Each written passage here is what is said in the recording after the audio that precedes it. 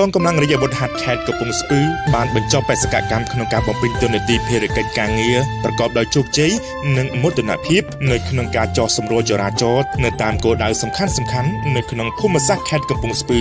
ដើម្បីការពារសន្តិសុខរក្សាសុវត្ថិភាពនិងសណ្ដាប់ធ្នាប់ជូនថ្នាក់ដឹកនាំនិងបងប្អូនប្រជាពលរដ្ឋព្រមទាំងភ្ញៀវទេសចរជាតិនិងអន្តរជាតិដែលបានអញ្ជើញមកខេត្តកំពង់ស្ពឺនៅក្នុងឱកាសអបអរសាទរពិធីបុណ្យកាន់បិណ្ឌភ្ជុំបិណ្ឌប្រពៃណីជាតិខ្មែរដែលអនុវត្តតាមបទបញ្ជានិងគោលការណ៍ដឹកនាំដ៏ប៉ិនប្រសប់ឆ្លៀសវៃប្រកបដោយស្មារតីទទួលខុសត្រូវខ្ពស់របស់ឯកឧត្តមនាយឧត្តមសេនីយ៍សៅសុខាអគ្គមេបញ្ជាការរងកងយុទ្ធពលខេមរភូមិន្ទនិងជាមេបញ្ជាការនៃកងរាជអាវុធហត្ថលើផ្ទៃប្រទេសនិងមានការណែនាំដោយផ្ទាល់ពីឯកឧត្តមបណ្ឌិតជាមច័ន្ទសុផាន់ដែលជាអភិបាលនៃគណៈអភិបាលខេត្តកំពង់ស្ពឺក្រោមការដឹកនាំបញ្ជាដោយផ្ទាល់របស់លោកឧត្តមសេនីយ៍ត្រីមេងស្រុនដែលជាមេបញ្ជាការកម្លាំងកងរាជអាវុធហត្ថទូទាំងខេត្តកំពង់ស្ពឺបានបិទបញ្ចប់បេសកកម្មក្នុងការបំពេញតួនាទីភារកិច្ចការងារប្រកបដោយភាពជោគជ័យក្នុងការចោះសម្រួលចរាចរណ៍តាមគោលដៅសំខាន់ៗ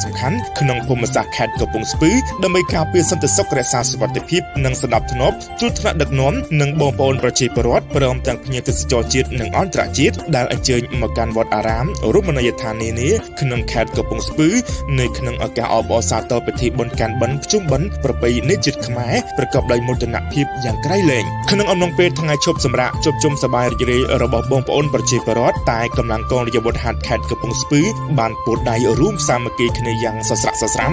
ក្នុងការបំពេញតួនាទីភារកិច្ចដោយមិនខ្លាចនឿយហត់ដែលបានចោះសម្រួលចរាចរណ៍ដើម្បីការពារសន្តិសុខរក្សាសុវត្ថិភាពនិងសណ្ដាប់ធ្នាប់ទោះស្ថិតនៅក្រោមកម្ដៅថ្ងៃមេឃភ្លៀងធ្លាក់យ៉ាងណាក៏ដោយក៏កងកម្លាំងអាវុធហត្ថខេត្តកំពង់ស្ពឺនៅតែយកចិត្តទុកដាក់បំពេញភារកិច្ចឥតរុញរានោះឡើយក្រោមស្មារតីទទួលខុសត្រូវខ្ពស់បំផុតក្នុងនោះផងដែរលោកឧត្តមសេនីយ៍ត្រីមេងស្រុនក៏បានកោតសរសើរនិងថ្លែងអំណរអគុណយ៉ាងខ្លាំងទៅដល់កងកម្លាំងរាជអាវុធហត្ថខេត្តកំពង់ស្ពឺទាំងអស់ដែលបានខិតខំប្រឹងប្រែងក្នុងការបំពេញតួនាទីភារកិច្ចការងារនាឱកាសអបអរសាទរពិធីបុណ្យកាន់បិណ្ឌភ្ជុំបិណ្ឌប្រពៃណីជាតិខ្មែរនេះផងដែរ